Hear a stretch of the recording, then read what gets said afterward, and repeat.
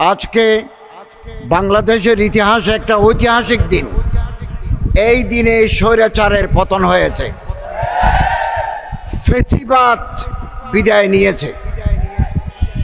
1400 জন শহীদের রক্তের বিনিময়ে আমরা মুক্তির দিশা পেয়েছি।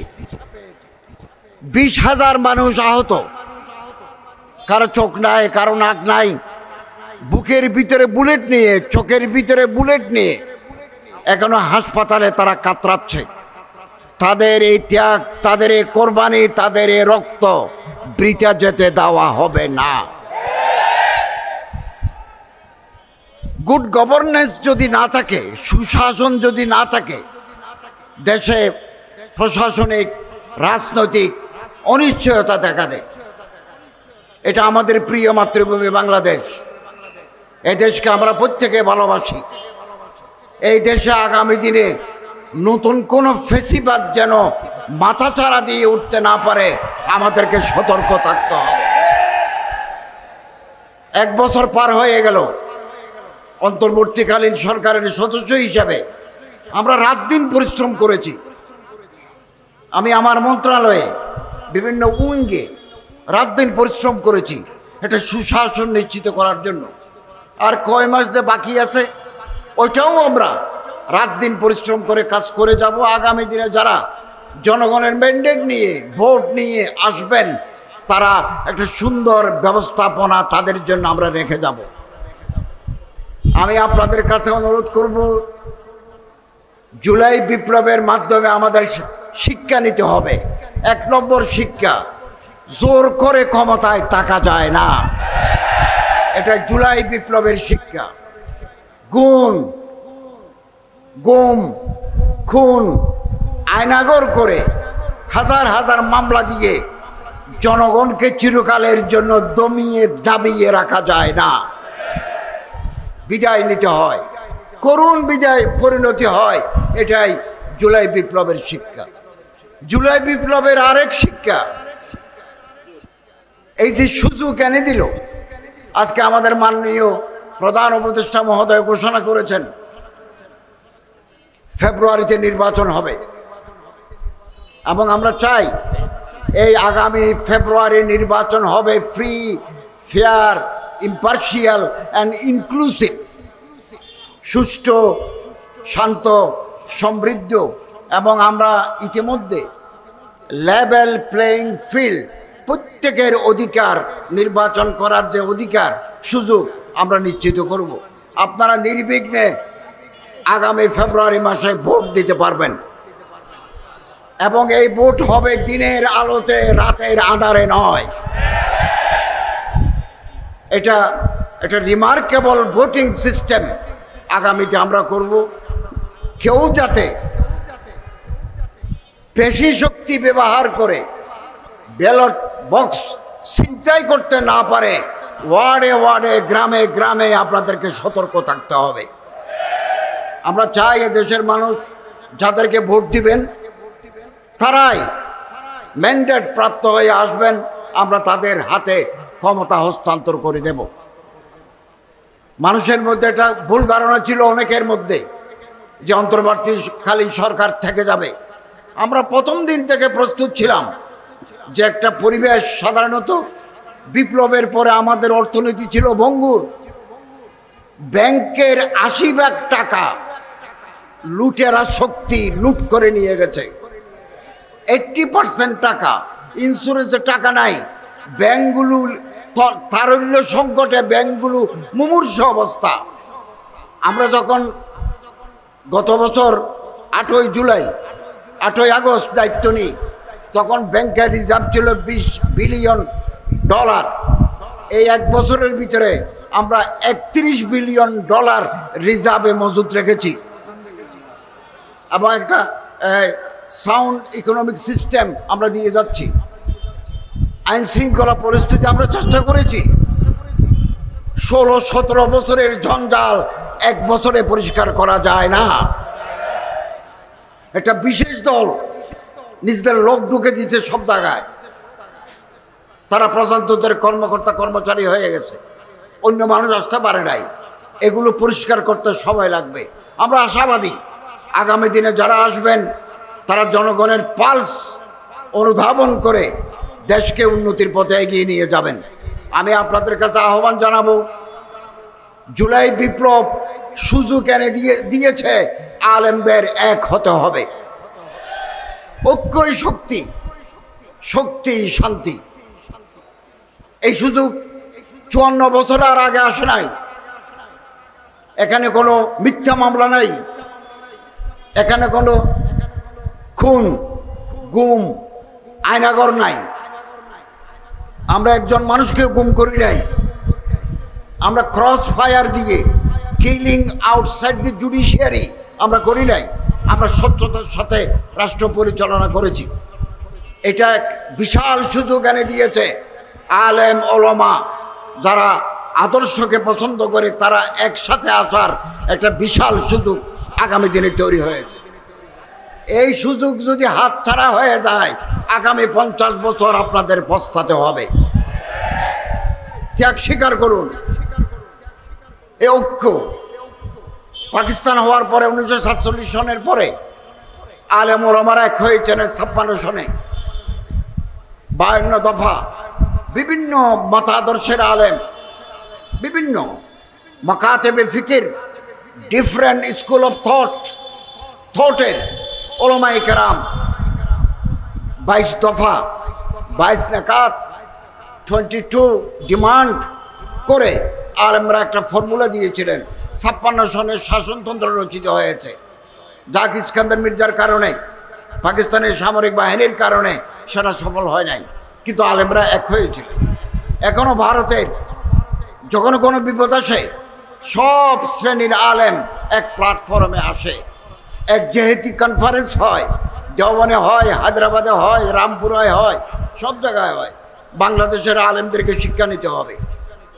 একলা চলো নীতি আমরা কাঙ্ক্ষিত পথে কাঙ্ক্ষিত মঞ্জিলে পৌঁছতে পারবো না। ঐক্যবদ্ধ শক্তি নিয়ে আমাদের পৌঁছতে হবে। বাংলাদেশে আগামী দিনে আলেমরা যদি এক হতে পারেন, আমরা যারা হাম ফিকির, হাম মকতব, হাম মশরফ, হাম দিল, হাম খেয়াল, একই চিন্তা চেতনার মানুষরা যদি আমরা এক জায়গায় মিলিত হতে পারি, নতুন প্রবাদ সূচিত হবে, নতুন ইতিহাস রচিত হবে আগামী দিনে। আপনি কল্পনা করতে পারবেন না। আসুন এর জন্য আমরা প্রস্তুতি নিই। আমি আলহামদুলিল্লাহ আমার মন্ত্রণালয়ের অধীনে গেল বছর আমরা একটা নির্বিঘ্ন, স্বচ্ছন্দ, কনভেনিয়েন্ট একটা হজ জাতিকে উপহার দিয়েছি। 8 কোটি 20 লক্ষ টাকা হাজিদেরকে ফেরত দিয়েছি। এবং আমাদের মন্ত্রণালয়ের চৌকস টিম মসজিদ নীতিমালা, মসজিদ পরিচালনা নীতিমালা, এটা 2006 সালে ছিল। আরেকটা আমরা কাজ শুরু করেছি, প্রায় শেষ পর্যায়ে। আমরা বড় বড় আলেম, ইমাম, বিভিন্ন সংগঠনের নেতৃবৃন্দকে ডাকবো, তাদের সাথে মত বিনিময় করে আমরা একটা গ্যাজেট তৈরি করে দেব।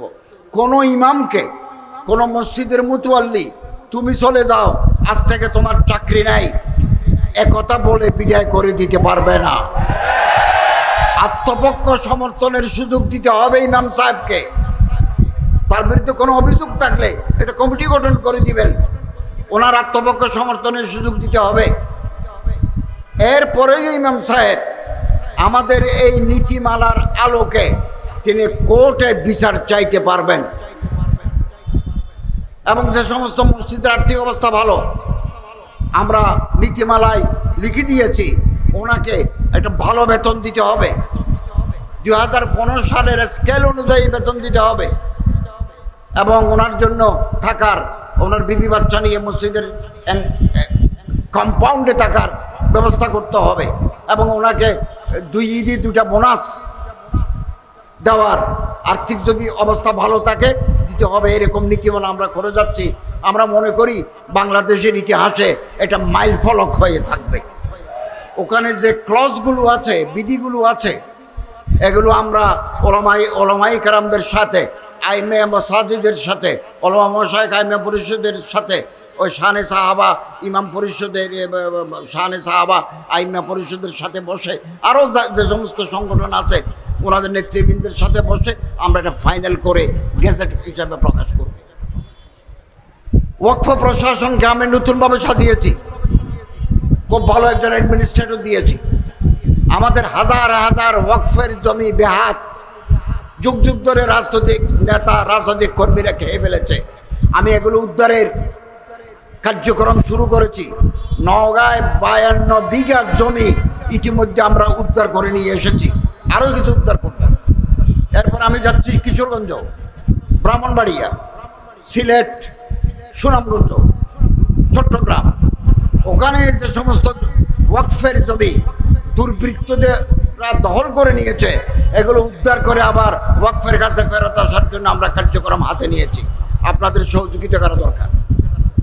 জনগণের কাছে আমাদের যেতে হবে, আপনাদের যেতে হবে। জনগণ প্রার্থী নির্বাচন করতে ভুল করে না।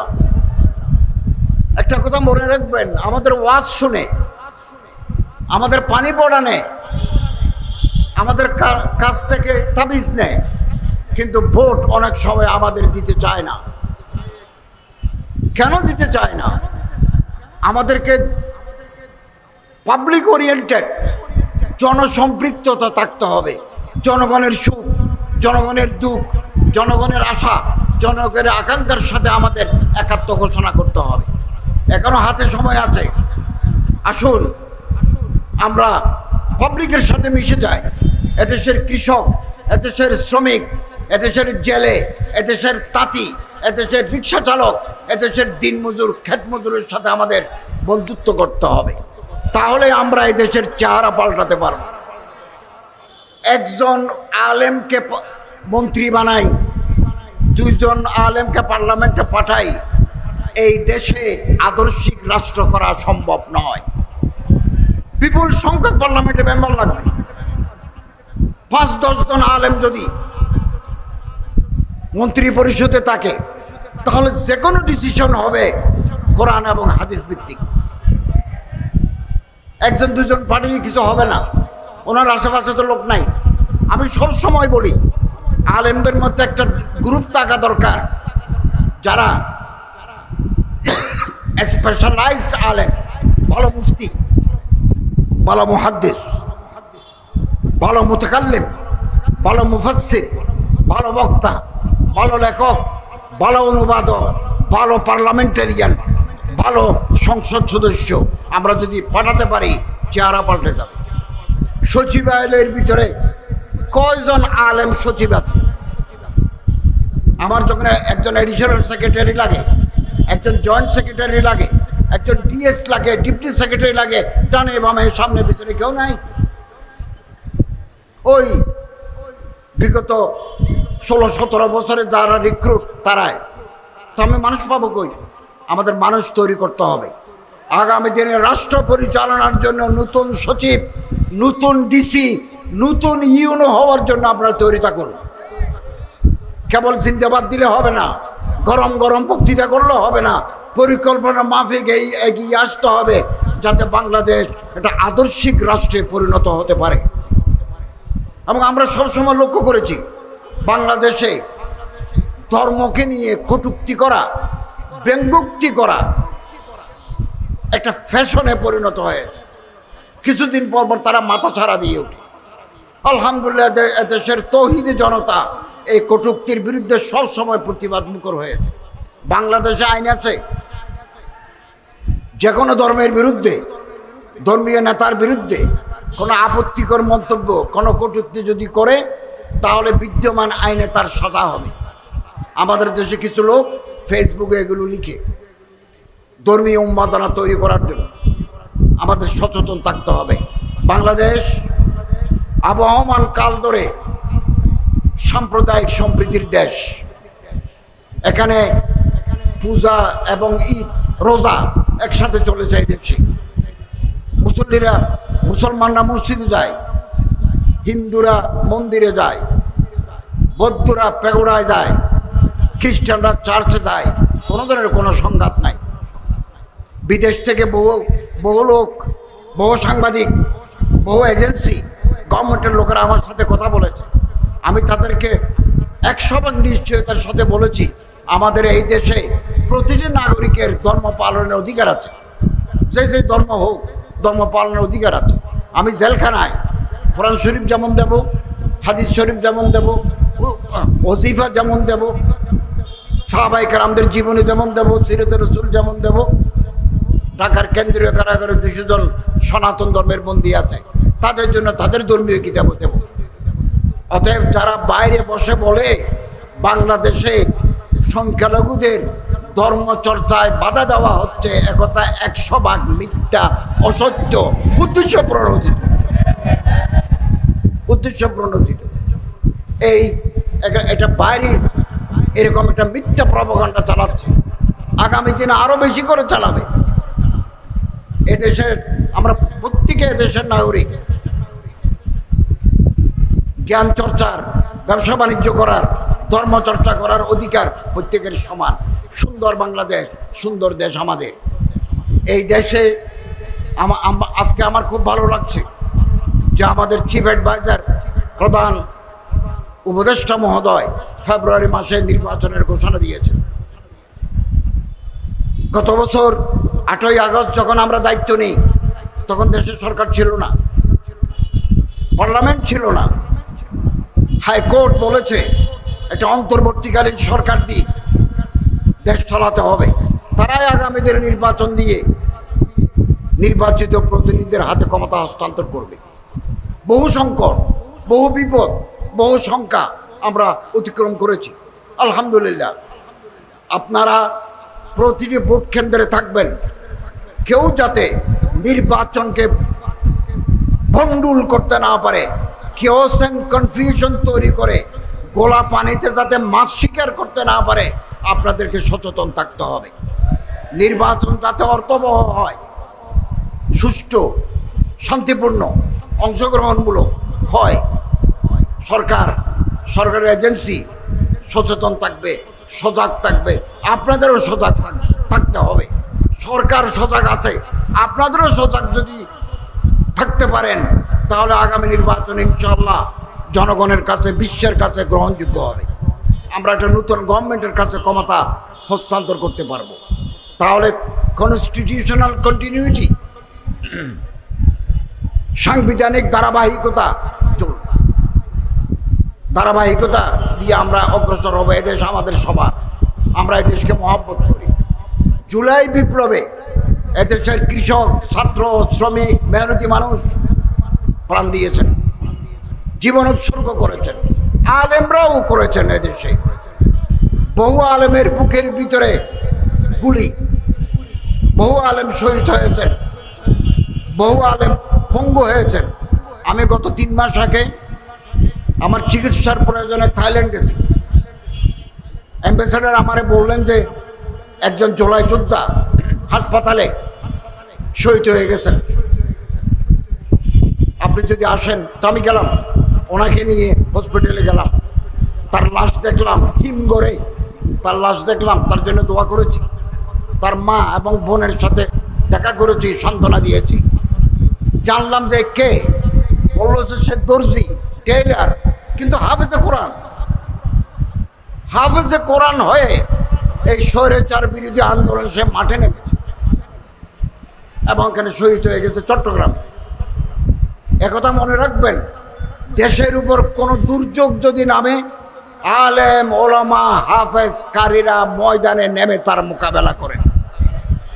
অতীতেও তারা করেছে, আগামী দিনেও করবে। আমরা কোনোদিন আমার প্রিয় মাতৃভূমি বাংলাদেশকে শয়তানের হাতে ছেড়ে দেব না। আপনাদের সচেতন থাকতে হবে, সচেতন। আমরা নিজেদের মধ্যে কামড়াকামড়ি করব না, নিজেদের মধ্যে ফেসবুকে আজেবাজে কথা লিখবো না। আমরা কেন এক বন্ধুর বুকে আর এক বন্ধু ছুরি বসাই? আমাদের আসল শত্রুকে, তাকে টার্গেট করতে হবে। এই দেশ চলবে, এই দেশের বৃহত্তর জনগোষ্ঠীর কথা মতো এই দেশ চলবে। কোনো বিদেশি প্রেসক্রিপশনে এই দেশ চলবে না।